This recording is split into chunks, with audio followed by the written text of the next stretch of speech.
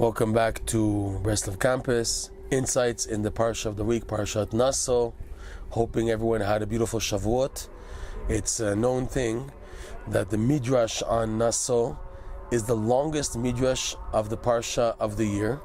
Naso itself in the actual Chumash in the Bible is the longest parsha of the year, and also in the Zohar part on Parshat Naso, you have also there the Idra Rabbah, one of the deepest parts of the Zohar.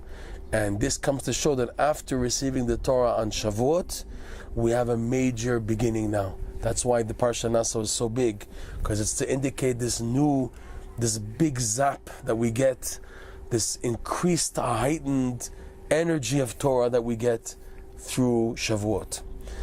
The Parshat Naso has many details. As you can see, the Midrash is very long, and the Zohar is very deep. There's many details. We're going to touch upon one interesting point that we, of course, can definitely benefit from. It's the idea of the ketoret, the incense, the frankincense, right? That there were 11 spices used to making this special incense that was used in the Holy Temple.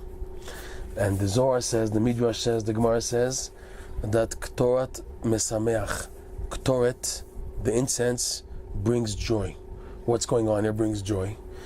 Besides the simple meaning that the fragrance was so sweet, so enticing, so drawing that it brought people to joy just to smell, because it was such a good smell, it was such a powerful smell. On a deeper level, the Zohar explains, the Arizal explains in the Kabbalah, that the ketoret was something that had the power to go to the depths of the evil forces and elevate holy sparks and bring them up all the way to the top. It basically makes clear from beginning to end. It makes a major, like a connection, an alignment from the highest levels to the lowest levels, and any spiritual positive force that's trapped below in the lower levels is broken free through the frankincense. That's why there's 11 spices, because 11 spices correspond to what's called the 10 sfirot, the 10 levels of spiritual energy, plus number 11, which is the root of the other 10. And just like this exists in holiness, so too there's in the evil forces also 10 levels of impurity. They're called in the Zohar's terminology, asara kitrin dimsa'avuta, 10 crowns of filth, of impurity, and their root. So to counter that, the ketoret, the incense, has 11 spices. One of them is, by the way, galbanim, chelbena, which had a very bad smell. But that one corresponds to the number 11, and that the holiness, the goodness is hidden in it, because it's galbanim, it smells bad in its own. It's when it's mixed with the other 10 that it has a good smell. But it's put there, that's like the number 11 one, that's totally hidden, and there's a hidden kedusha, a hidden holiness in it. And the idea again is that the ketoret goes through all 11 levels, the 10 plus the 1 of the evil, and extracts anything good there.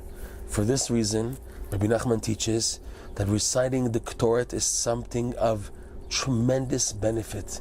If you can have the opportunity to recite the ketoret with concentration, and there are those who even go a step further, and whenever they recite the ketoret, which is found, by the way, as part of the morning services of Shacharit, and also it's customary to recite it before Mincha, there are those who have the custom, who have adapted to recite it on parchment, written in the script of the Torah scroll, Ketav Ashurit, and on Klaf.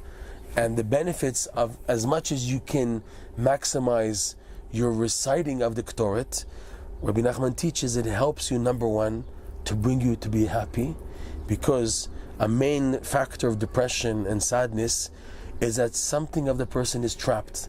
He can't free himself. He can't express himself. He can't advance. That causes a type of depression. So what's needed is to open the doors and to get out. That's what the ketoret does, by the way. The ketoret, just the recitation, has a power to open the doors. That's why it's so special, so important to recite the ketoret.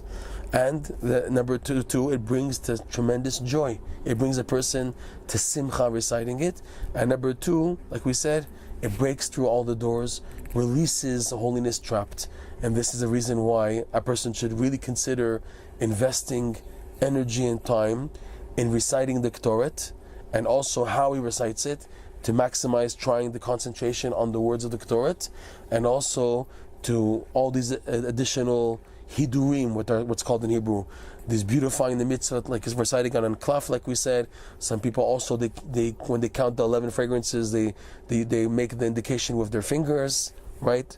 So all these things to help, and what's it called in English, to add to greaten the recitation, so that you can feel the connection more and benefit much more from reciting the ketoret.